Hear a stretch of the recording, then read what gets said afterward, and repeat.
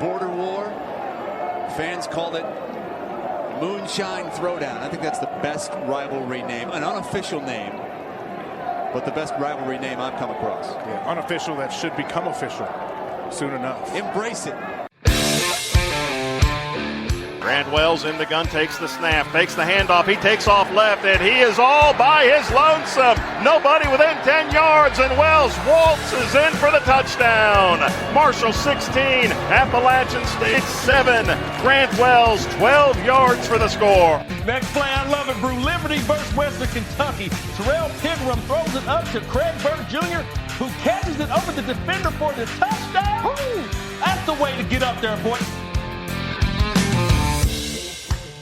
Welcome back to the Moonshine Throwdown Podcast.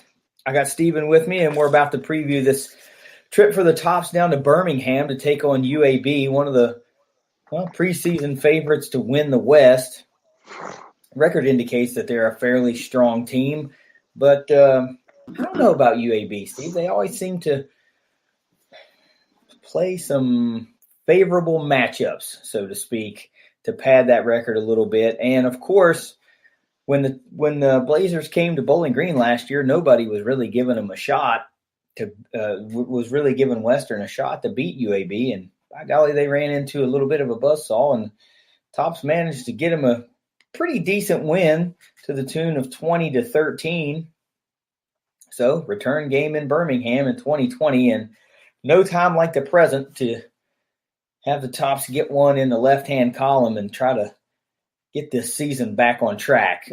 Before we get into all that, let's talk about the, normal stuff. But first, we got to thank our primary sponsor of the Moonshine Throwdown Podcast, Monograms and Moonshine, custom apparel with a Southern twist. You can go check out our Etsy store, find some nice Western Kentucky and Marshall inspired shirts. She also makes custom apparel. So if you've got a nice little idea kicking around up in your noggin, get in touch with her, see if you can bring that idea to fruition. Also, Monograms and Moonshine is the only exclusive seller of Moonshine Throwdown apparel. And to be so helpful in the Moonshine Throwdown scholarship campaigns that we've got going on, every purchase of a Moonshine Throwdown t-shirt, all of the profits from those shirts will go directly into the scholarship campaign. So how cool is that? She's basically donating her time and working for free for us, also for you. So if you would like to pick up a Moonshine Throwdown t-shirt, feel free to do that, and you'll be helping out the scholarship campaigns at the same time. Monograms and Moonshine. Find the Etsy store. Find her on Twitter at Monograms in the letter N, Shine. Monograms and Shine. So Power Index, Steve, does not like the Toppers this week. 81% chance to win for UAB in a home game. And UAB, as we record, is minus 13.5 over under 44.5 for this game. Game's going down, obviously, 10-17 this Saturday, 1:30 Eastern. And I found that it's on basically every Fox Sports regional network, which basically means it's on Stadium. So because Fox Sports Regional has picked up Stadium for a lot of games here recently. UAB 3-1 on the season, 1-0 in conference. They picked up a win over UTSA in the West Division, 21-13. All-time record between the Tops and the Blazers, 4-3. Hilltoppers own the edge in the all-time series, but 1-1 in the Conference USA era, including the aforementioned 2019 victory last season. I guess the big storyline heading in here as far as UAB is concerned is that they're defending that 20-game home win streak, which is pretty impressive in its own right. But if Western Kentucky can go down there and get themselves a win, that'll mean a lot more than just a 20-game home win streak snapped. This will be I said it in a previous episode, this will be a headline-grabbing win as far as Conference USA circles are concerned, because let's face it, Western is struggling right now, and UAB is a Western Division favorite. So this could be a season-changing win for Western Kentucky if they're able to go down there and pick up this W. Now, it's not going to be easy. at all. I mean, for starters, we don't know who's going to come out of the tunnel QB1 for the Tops. We have our preferences, I think it's safe to say at this point, but we don't really know who it is going to be until they trot out of the tunnel and line up, until that player lines up behind center. So, Steve, let's talk about UAB. What are your feelings heading into this game, going down to Birmingham in an away game? Toppers got that big win last year against the Blazers at home. I guess the big question is, do you think they can repeat that on the road this year? How you feeling about going down to Birmingham? Yeah, I mean, first of all, I wish I could be making the trip. I know it's the last season in the old gray lady, as they call it, at UAB. They're building their new progressive field. But unfortunately, I have other priorities out of town, be going north instead of going south. So I won't get to make the trip, but obviously I will be watching. But, coming in, these teams, even though their records are inverse of each other, UAB hasn't exactly, looked stellar in their victories. The Central Arkansas victory, they put up a lot of points. But then their victory over South Alabama and UTSA, not as convincing. I think their defense has kind of led the charge, kind of what we would have expected out of Western. You might think they're pretty similar teams, but I think that the UAB offense is probably a little bit further ahead than where Western's is right now. We do expect them to start not their primary quarterback, their backup quarterback. So, that could be advantageous to us. I know he played against UTSA and had a few interceptions. So, it's always going to be make that guy uncomfortable, make him make bad decisions, because we definitely know he can and will. Redshirt freshman in his first action getting out there. So, hopefully the offense makes a stride. We saw a little bit of improvement at the end of the Marshall game. If we keep riding that same pony, we're going to have to put up points. I don't think we're going to go down there and get another, 20-13 victory like we did last year in Bowling Green. I think it's going to require a few more points. They've got a very impressive running back and good offensive line that could keep drives moving, even if their quarterback's failing to move the ball. So, not feeling overly confident about the game, but, hoping to just see strides of progress, no matter who trots out there. So we'll see. So you mentioned the backup quarterback maybe getting a start. So we're going to talk about a few players. UAB's got a lot of playmakers. Let's just be honest. They can put up points. They're averaging 30.5 a game this year. And yeah, the competition might be a little bit inferior to, the level of defense that they're bringing to the table.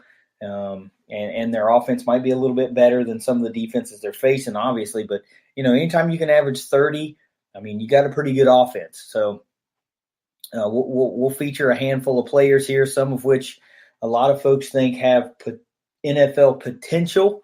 We'll see if that, pans out. But let's talk quarterbacks. You mentioned backup quarterback number 12, Bryson Lucero, the 6'1", 210-pound redshirt freshman, 47 out of 78 on the season. He does have 652 yards, 6 touchdowns, 3 interceptions. He's only been sacked once.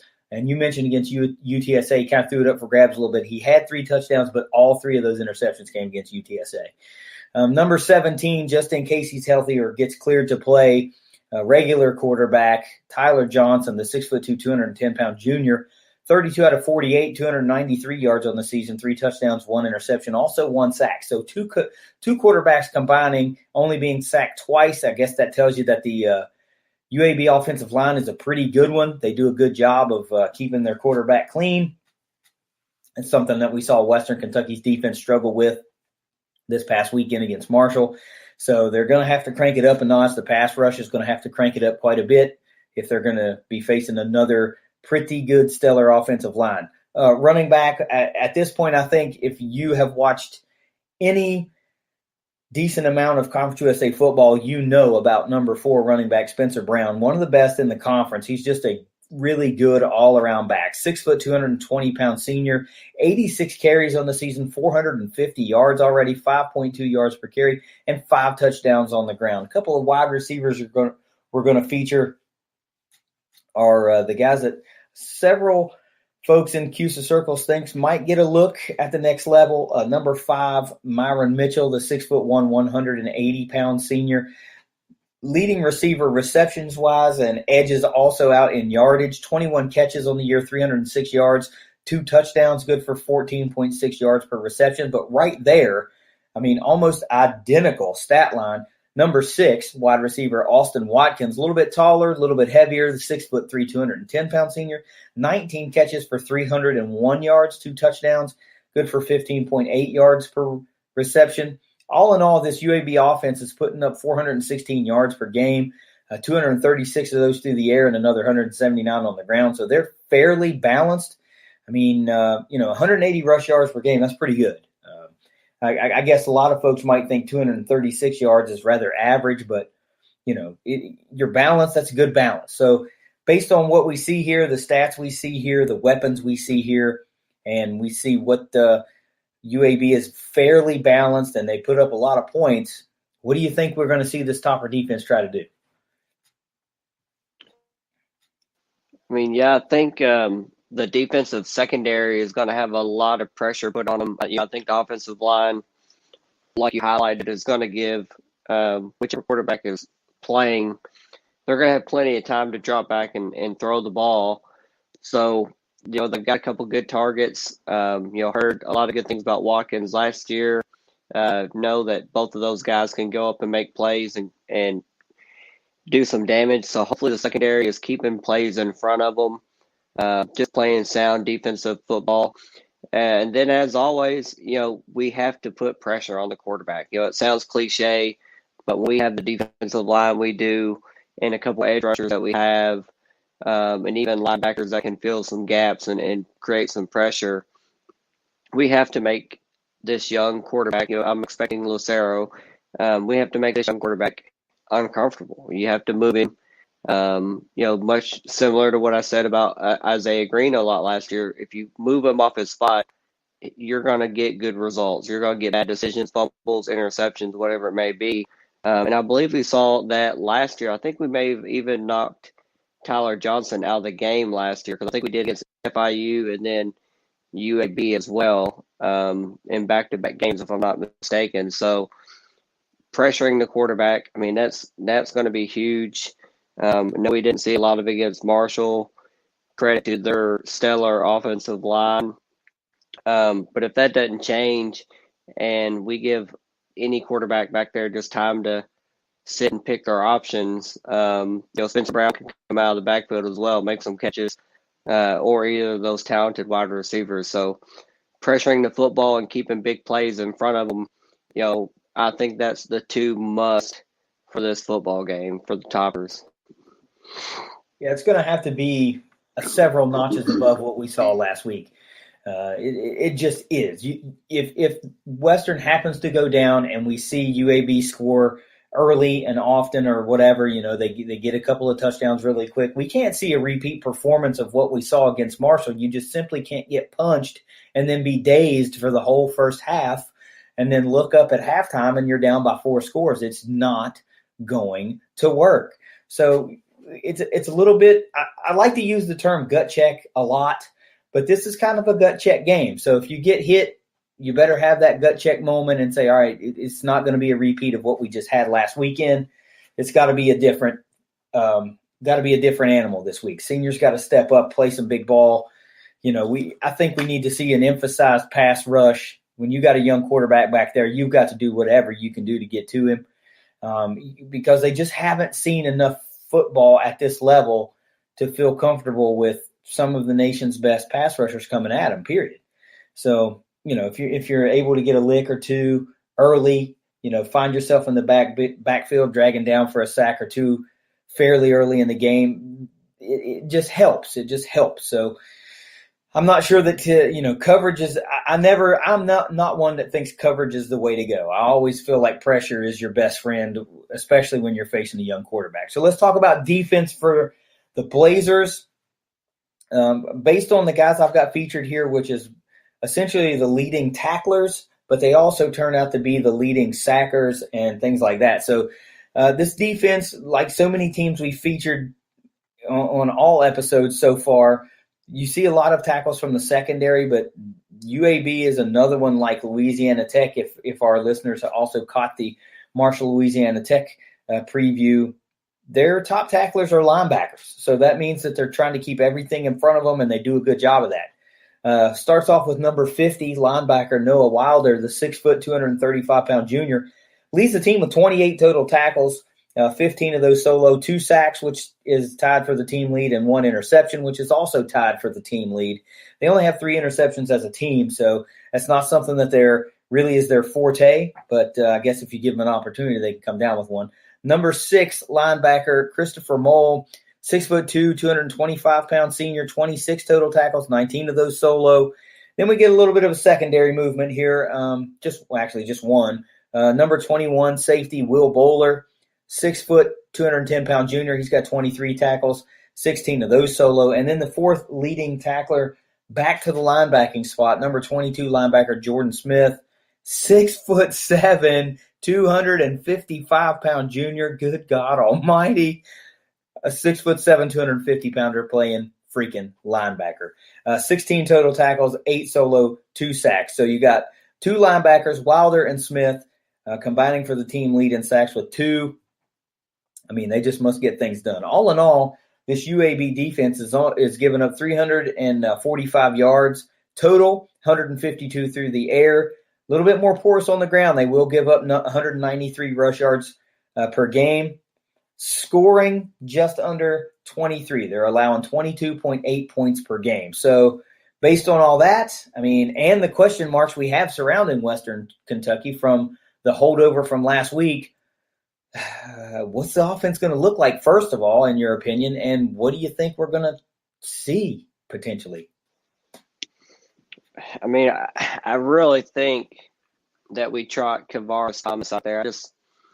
I think you have to give him some leash and let him go run and see what he can do. I mean, we saw what he did at the end of the Marshall game. Even if you want to consider it garbage time, whatever, the ball was moving down the field. Vertical passes were being completed. And that's just something that we've missed.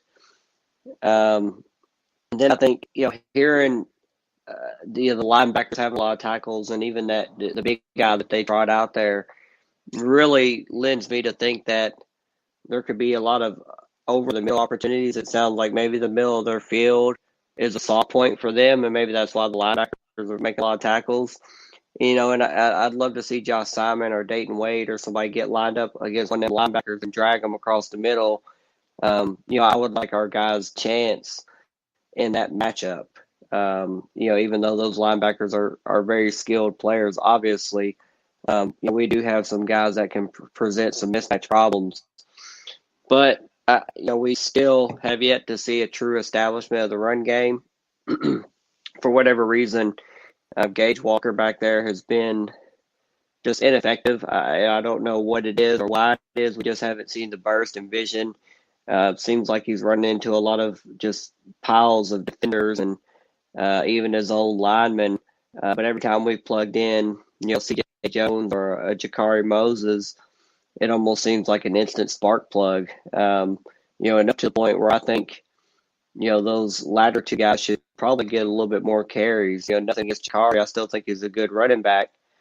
And he obviously deserves carries. But, Jakari has been very impressive in limited action. And we have to get the run game going to take some pressure off of Kavaris if it is him trotting out there for his first true start. Such limited game time in his couple years on the Hill. We've got to establish a run game to kind of get him comfortable back there, let him see the offense, let him see the chains move a little bit, and then let him take, that shot down the field to Dalvin Smith or Mitchell Tinsley, Xavier Lane, Josh Simon, Dayton Wade. I mean, plenty of targets. But the run game has to kind of support that passing game. We can't be one-dimensional, which is kind of what we've been forced to be all year with Piggy back there. Just knowing he's not going to throw, that coverage has been solid. It forced us either into him scrambling or just not very good running lanes. I just think the proof is in the pudding there that, a change is the right move, and hopefully, I know the majority of the fan base is here for it. And, I think it's time. I think we have to get into Kavara's time and see what happens. I wholeheartedly agree. And I'm going to take you back to the latter part of the fourth quarter against Marshall where, we were standing there watching the game and we noticed that Tyson Helton keeps calling timeouts and we're thinking, what the hell? It's like this game's well in hand. What are we doing? And now in retrospect, we kind of see that he wanted every available second to get every available rep that he could for Kavaris Thomas. And ultimately it culminated, in a scoring drive to end the game with just under, 10 seconds left. They throw the touchdown pass. So if anything, that lends me to believe that, okay, maybe he did see that the kid can make the throws and he can run the plays that he wants to run. And now the offense might be a little bit more two-dimensional than it was one-dimensional under Piggy, where he was just always looking to run, or not always looking to run, but was kind of forced into running. Maybe that was just a precursor of what we're going to see this week. Maybe we are going to see Kavaris Thomas, run out there and as QB1. And I can't say that Helton and the crew didn't give Piggy T more than a fair shot if we saw him start for the last time against Marshall, because he absolutely had a fair shot to run this offense. It just didn't really pan out. And I've got to also mention, you talked about these running backs. Look, Gage Walker is, from the running back position, he has more than twice as many carries as any other running back on the roster, yet he's only averaging 2.6 yards a carry. So the struggle is evident. It's there. Jakari Moses, which has seemed to make the most of his time when he's getting reps, limited reps, only 12 reps on the season through 4 games now, 5, something like that. But he's got 66 yards. He's averaging 5.5 yards a carry. I mean, if you've got to just make some changes to try to put a spark together, then so be it. It's at this point where another loss will basically seal the season. I mean, you can probably toss away any shot at a bowl bid or anything unless you go on a really big run. What do you got to lose? Because basically the season is right here. It's right here in front of you. You beat UAB, you could turn things around. And if you used the term wholesale changes in the last episode, in the Marshall wrap up, and I believe you might need to see some wholesale changes at a few starting positions in order to get it right. But I think without a doubt right now, Kavaris Thomas gives you the best chance to win. So why not, give him a shot to help you win a ball game. And if I said before, if you're going to take lumps this year, if this is going to be the down year, if Helton's going to have the sophomore slump, then you might as well have it with a guy who can be your quarterback for the next 3 years. So this is or more. So this is the time to do it. So look, with all that being said, it's time to figure out, I want to know what you think. What are the points to victory? What do the Toppers got to do to actually go down in this environment with this 20-game home win streak on the line, almost a 2-touchdown underdog, and get a win against UAB? Well, we've got to win the turnover battle. It's goes right hand in hand with putting pressure on the quarterback, whether that be via fumbles or interceptions. I think we need to create turnovers and give our offense an opportunity to have a short field and keep their offense off the field, just quite frankly. I think they're going to hand the ball off a lot, and once that softens up the secondary, they're going to try for some big hit plays. So winning turnovers is a must for me. Playing clean football is always important, but I definitely think to steal this upset, it has to happen. Then I think we have to establish the run game. I mean, it's not really been there with running back one. Whomever that is that trots out and is getting a lion's share of the carries, they have to be productive. I mean, it's gonna do nothing but help a potentially young quarterback back there, and then it's also going to open up those over the top throws that we've seen that Kavaris can make. He has the arm and the vision, to actually see over the line and make those throws. So, we definitely just have to be more than one-dimensional. And then I really want to see the quarterback. If it's Kavaris, I keep going back to that. If it's Kavaris, I think it is. I hope it will be. He needs to make some plays. Just what it boils down to. We saw too much giving the ball back, putting the ball on the ground when it was Piggy. Pretty much in every game, I believe the balls hit the turf, and we've lost a lot of those. So just be efficient back there. Get the ball in your hands, make some plays, make some throws. Western is too prideful and too used to having a gunslinger back there, somebody that can move the ball down the field vertically. The dual threat thing, as we got him on campus, sounds intriguing, but it just hasn't panned out. So I definitely think we need more efficiency out of the quarterback position to have any chance at a victory. Well, would it surprise you to learn, or you may already know, that Western, in fact, had no penalties against Marshall? When was the last time that, Western went completely clean through an entire football game? No penalties. So that's something positive that I didn't realize until, I'm looking at things while you're speaking just now, and you said play clean football, and I thought, well, let me go back and look at that real quick, and they had absolutely no penalties. So that is a real positive that I don't know if you were aware of, but I was completely unaware of it. That's a real positive that we can move forward and hope to see again, or at least some semblance of again. I mean, a couple of penalties won't kill you depending on what they are, but man, if you can string back-to-back games, no penalties, that'd be freaking phenomenal. But look, my number one point is to start KT. I believe it has to happen. Just from a physical standpoint, you're talking about, what is he, 6'4" versus almost a foot shorter. I mean, I'm not, he's obviously Piggy's not 5'4", but let's say at least 6 inches shorter. So that's a big difference. That's a big difference when you talk about looking over a line, when the throwing lanes are easier to see. And he outweighs the guy by God knows how many pounds. I mean, KT's 235, 240. Piggy T's not that. So just from a physical standpoint, he's a tougher guy to bring down. He sees the field a lot better. The throwing lane should be a little bit more open. And look, through a third of the season, we know what we've got when it comes to Piggy T behind center. Let's see what KT can do for you in a 60-minute game without the fear of getting pulled after an interception or getting pulled after a bad throw or whatever.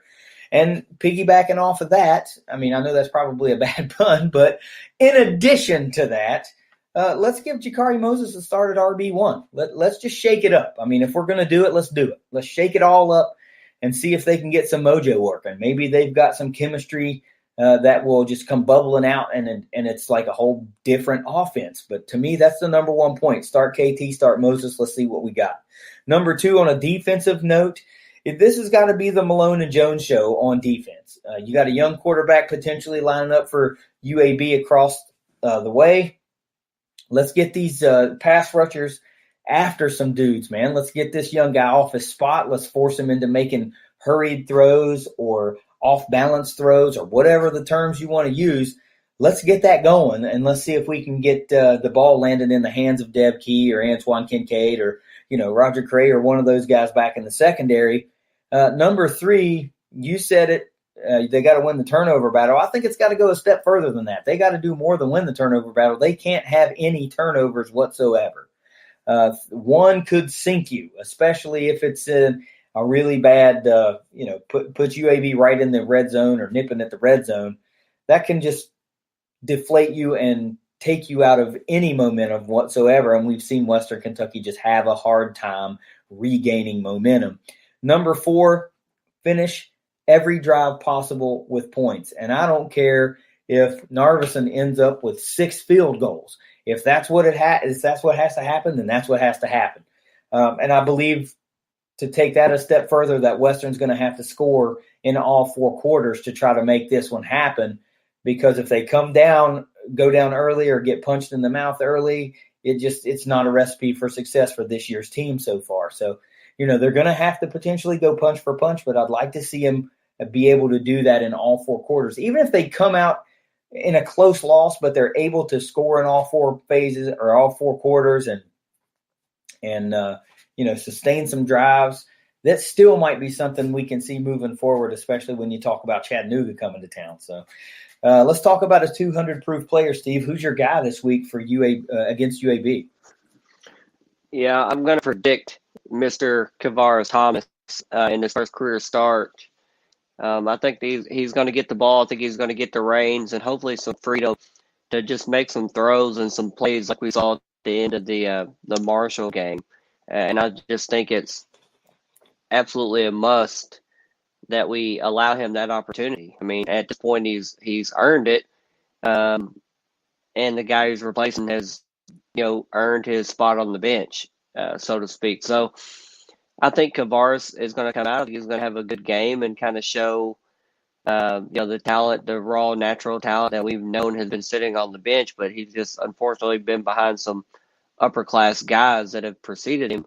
So I think Kavaris come out, have a good game, and I think he's going to be the guy that we have to lean on if we're going to get a victory.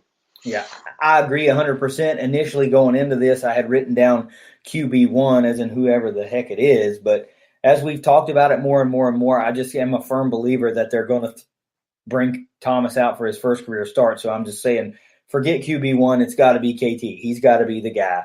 Let's start a new era at quarterback in Bowling Green, and let's just ride this train until it derails.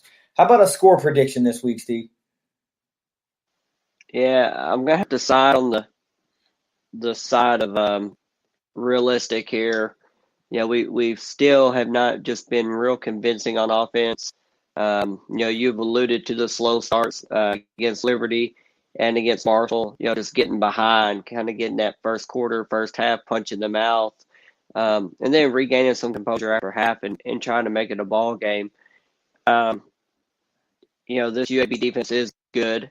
Not necessarily the best in the conference, not, what we saw last week versus Marshall, but I just don't think our offense is there yet. Until I see that we can score 30 points, I'm going to have a hard time predicting us to win until I see it proven on the field. So I'm going with UAB 31, WKU 28, 3-point loss, respectable, and still a step in the right direction, versus a quality opponent. But, I just think we come up on the short side of the stick in this game.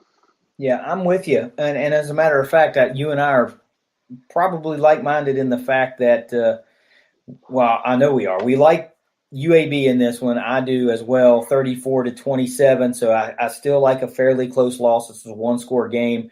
And you and I both are now picking Western Kentucky to have their highest output offensively or highest point total of the season. Up to this point, it's against Liberty, which was 24 points.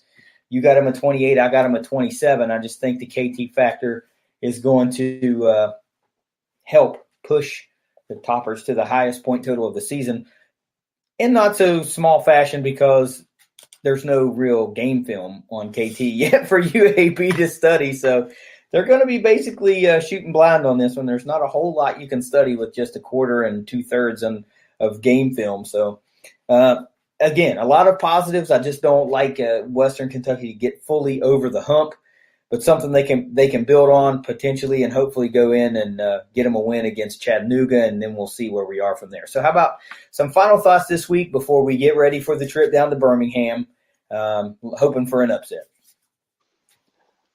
Well, first, as we reflect back on the Moonshine Throwdown week, just I've had several people reach out and just talk about the wrap-up episode, just liking the content that we put out. Even reached out to Tyler Eaton and thanked him for having us on the radio show and just planted that seed. Hey, bud, if you need us during basketball season, you just reach out. We're there. We're ready to go. Obviously, we had a good weekend. You coming in town, hanging out, getting to see campus probably a little bit more than you had before in the past. And then getting to visit old friends and just, rekindle that fellowship, just getting together and just seeing good guys and parents of the players. And, you had some pretty awesome gifts for some of those parents, which was pretty touching, to each of those guys. So just overall good week, even in a loss from my perspective, it's still a very awesome Moonshine Throwdown game again this year, even though the score was a little bit more lopsided. The season right now doesn't feel very good for a lot of fans. But I think the majority feels like it's time for a change at the the quarterback position, and hopefully that's what we see happen. Win, lose, or draw going forward. I think we were on a path to nowhere with where we were going with Piggy. Even if he suddenly got hot, I still think you're giving reps and overlooking a potentially talented player for no reason. I think it's his time, and I think Varus is going to prove why he was a 4-star recruit coming out of high school, and pretty excited about that. I'm really excited for this UAB game, even though I'm predicting a loss. I'm always excited to see a change and potentially, the birth of a star at quarterback. Who knows? Yeah, I mean, you got to respect the guy's patience. He has just sat and waited his turn, and now it just feels like it is his turn. I mean, if you leave the guy sitting on the bench for a whole nother season, and you stick with Piggy T, and you turn out, a 2-win season, let's say, what do you think that says to the guy? He's like, man, forget this. Maybe I need to go somewhere else and get a fresh start. I mean, if they don't believe in me enough to put me in the game in a struggling season and see if I can help this ball club out, then, maybe they don't appreciate what I could potentially bring to the table. And that's not something you want to have happen. That's not a bridge you want to have to cross. I mean, he's to date the highest rated recruit in WKU history. So, I'm not saying you got to hand him anything, but damn, he's been there for 3 years. You haven't handed him anything yet. I just think he's waited his turn. He's waited his time. He sat back, been a good sport about it. The kid just wants to compete and play ball. You put him in the game at the end of a big rivalry, and all he does is get you 2 touchdowns. I think that speaks enough. It's KT time and BGKY. Let's just call it how it is. As far as what you said about last weekend, Moonshine Throwdown, I keep saying it. The game for me, while it's exciting to watch, and I love the back and forth and everything about that, when the scoreboard is done, that is so secondary for me as personally as who wins the game, because it's all about getting to rekindle those friendships, seeing those people that I might only get to see once every 2 years. And, those people come and go, and people that were there 2 years ago weren't there this time. And when I get to come back, hopefully 2 years from now, they might not be there. Some more people might not be there. So it's all about, meeting people and seeing old friends and doing new things. And, this year we were blessed to be able to do some media in an official capacity, and that was kind of cool. It was really humbling that people are taken to this thing. Some folks might think, man, you've been doing this for 5-6 years now. People ought to start paying attention. Well, they don't have to. We don't control what other people enjoy, but it's nice to know that people are really starting to enjoy what we do here. We do all of this stuff just because it's fun for us, really. Stephen, Trace, and I, we do this podcast because we like it, because it's nice to talk about the herd and nice to talk about the tops, and we get to give our opinions, and people actually listen to them and like them. So, yes, it was a lot of fun to come back to Bowling Green. It always is. The campus is very different from the campus at Marshall. And I made that comment to Stephen. There's so many buildings and so many just places that you can go. And Marshall's is basically a big rectangle, and everything's flat and, easy to traverse. And they call it Hilltoppers for a reason, folks. And if you think, well, Western Kentucky is flat, it's all farmland, then I implore you to take a trip across the Western Kentucky campus and see if that doesn't change your tune. But,